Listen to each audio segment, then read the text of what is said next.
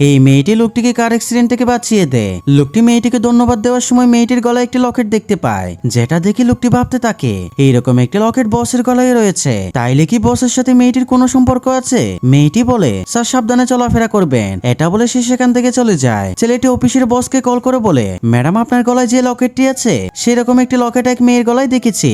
বস বলে আপনি মেয়েটির পিছু করতে থাকুন, আমি এক্ষুনি আসছি। তখন ম্যানেজার মেয়েটির পিছু করতে থাকে। একটু পর মেয়েটি তার বাবার কাছে চলে আসে। তখন ম্যানেজার আবারও কল করে ম্যাডামকে জানায় ম্যাডাম আপনি যে লোকের কথা বলেছিলেন মেয়েটি সেই লোকের কাছেই এসেছে। অফিসের বস বলে আপনি ওইখানে থাকুন, আমি 2 মিনিটের মধ্যে আসছি।